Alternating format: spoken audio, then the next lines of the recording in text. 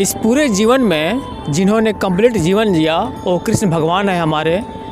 कृष्ण भगवान जिनका बचपन भी याद किया जाता है, जवानी भी याद किया जाता है, और जो 5 निर्वासित पांडवों को जीत जिलाए अक्षनी सेना के सामने, इस बात को लेकर भी याद किया जाता है। और जिन्होंने गीता उपदेश दिया उस पर तो करोड़ों नोबेल पुरस्कार कम पड़ जाए। आज भी हमारे भारत के माता जो हैं, माता अपने बच्चे का नाम कान्हा ही रखती है। और जो जुआ होते हैं, जो दीवाने बने फिरते हैं गलियों में, तो उनको आज भी बोला जाता है कि बड़ा कन्हैया बना फिरता है तुम भाई। और 5 जो पांडव थे जिनके सामने अक्षनी सेना भी फेल कर गई, उस जीत को दिलाने वाले कृष्ण भगवान आज याद किए जाते हैं। तो ऐसे ही नहीं याद किए जाते हैं।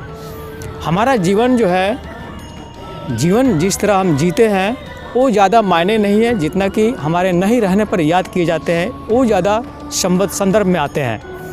तो ये संदर्भ है कि वो अपने जीवन काल में युद्ध भी अच्छा लड़ा, बचपन भी अच्छे गुजारे, जवानी भी उनकी मिसाल ही रही, और जो वादा किए, चूँकि हर पाप के बीच में आना उनका कर्तव्य था, लेकिन नियति के बीच में आना कर्तव्य नहीं था। ये सीख हमें वहाँ से मिलती है कि जरासंध हर बार उनको चुनौती देता रहा और हर बार वो रण छोड़कर भागते रहे। लेकिन एक वाक़या ऐसा भी आया, एक क्षण ऐसा भी आया कि मारने की जब नौबत पड़ गई तो उन्होंने ये कह के छोड़ दिया कि मैं नियति के बीच में नहीं आऊँगा, क्योंकि तुम्हारा मौत जो है यो दूसरे के हाथों लिखी हुई है, यानी कि भीम के हाथों लिखी हुई है, इसलिए तुम आज बच रहे हो। तो ये जीवन कृष्ण भगवान से हमको मिलती है और सीख मिलती है।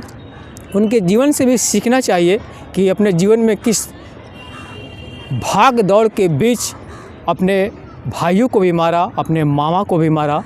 तो साथ जो है, संपर्क जो है, उन्होंने ऐसे लोगों का साथ जो सार्थक थे, जो निर्दोष थे, जो अबला थे और जो निशस्त्र थे, उन्हीं का उन्होंने साथ दिया। इस बात को लेकर कृष्ण भगवान को याद किया जाता है।